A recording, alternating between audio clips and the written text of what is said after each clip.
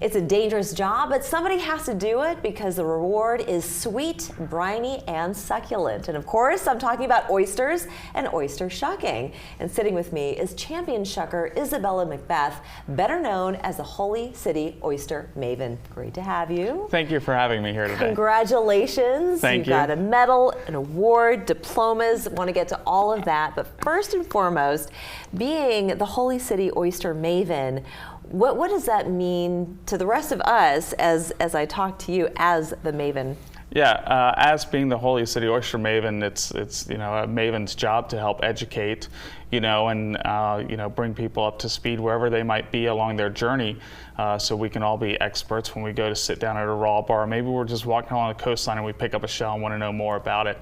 Yeah. I just need to know every aspect of that and then represent my city when I travel abroad and show our culture behind it as well. And that's exactly what you did. So you've recently come back from France. I did, yes. And here you were awarded and also recognized for your knowledge, your depth of knowledge. So tell us a bit more about these awards. Well, the first one, kind of here in the brown hues, that is just the recognition that I was the U.S. champion and representative at the World Championship. But then I'm really proud of the one behind that. That is an honorary diploma from the French Culinary Federation. Wow. For my dedication, my expertise, and knowledge across the board when it came to shellfish as a whole, not just oysters. Oh, interesting. Yeah. They don't just hand those out to anybody, right? No, only the top 3 champions, first, second, third, and even though I finished 8th out of 24, I got the Miss Congeniality Award, we would say, and they honored me with that as well. Right. So your knowledge, it does go very deep, and when we talk about being a shucking champion, well, I want to know what it takes to be a shucking champion first of all. Yeah, getting involved in your first contest like me at the Low Country Oyster Festival, you learn a lot, but you really have to pay attention to the anatomy, the shell strength, know what knives you're using, what you're doing, everything you touch or affect with that oyster blade is going to affect the oyster on the inside.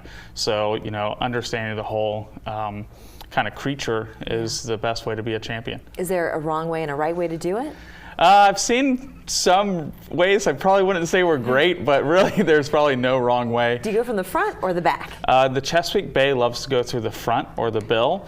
In France, they go on through the side, right where the abductor muscle is. They also do that in the Chesapeake Bay area.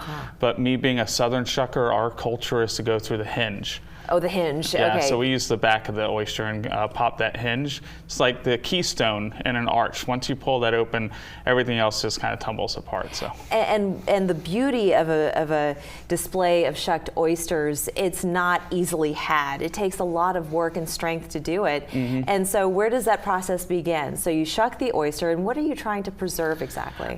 So when we're going through the hinge, especially because once you pop that keystone, everything comes apart. So you have to be very gentle with the amount of force you're applying. It's got to be consistent because once you pop it, you don't want the knife to go in and jam the meat.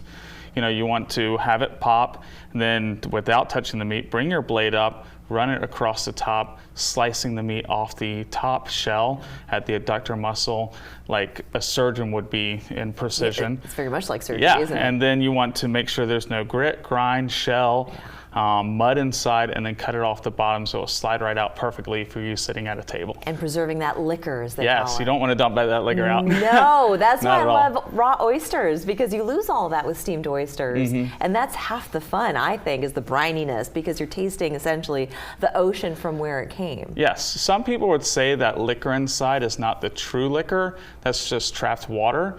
But the oyster's kind of been filtering that, so when I'm tasting oysters, I actually sip that liquor first. Yeah. Lets me know what the water it came out of, gives me an idea of its environment before it got to my plate. Yeah. Then I'll taste an oyster by itself, no liquor, and I bite through it, chew it around, see what flavors come up, and then I'll have one just straight on right ahead. Yeah. Like South Carolina, you see that high brine that's coming out of that first liquor right up front. That's right. And then as you bite through the oyster, it kind of sweetens up a little bit with some nice marsh grass and earthy tones. It's like you're describing a wine. I hope it is, because we do think it's very much like wine in some ways. It is. And often when you go to order oysters, they have a nice long list. So you have a knowledge of all these various different oysters. How many are there, first of all? There's hundreds of species in the world, edible species.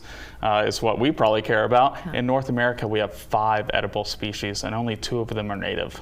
Okay, and so ranging from the south, where it's going to be brinier, to less briny or larger. Yeah. Some of them is like having a steak, and others it's a little taste. Yeah, so a lot of people think the south is brinier or less briny than the north, and it really comes down to PPT, parts per thousand, so the salinity level of the water. And the South Carolina coastline has a very high salinity level because we're getting hit with that Atlantic. Yes. But if you're down like the bayou in Louisiana or the Chesapeake Bay and you got all this fresh water there, it actually becomes more brackish and you lose a lot of that brine. Oh, interesting. Yeah, and you don't get our brine again until you're like in, you know, Massachusetts or Maine or something. So Right. it's really weird how you follow the whole coastline up. And is it true that we have to usually eat them between September through February? The R month The rule? R months, yes. Yeah, so that actually came around in the 1500s with the native species to Europe, which is a flat oyster. And that rule was actually the start of their festive season of eating oysters when they weren't spawning. Oh, okay. Now we use that later on because we don't want to eat a spawning oyster. Water heats up in the summer, more bacteria. Yes. But now we got wonderful farms that are harvesting year-round using very safe oysters, and we can eat them year-round now. Love it. That makes me so happy to hear I that. know, it makes me happy. So what's next for you, and where can people find you? Coming up, I will obviously be at the Low Country Oyster Festival, shucking again. But you might see little tidbits of my oyster bar, raw bar, that I am launching, doing some catering at the Charleston Wine and Food Festival. Wonderful. Well, congratulations again. It was great to talk with you. Oh, it's a pleasure being here today. Thank you so much. We're back after this.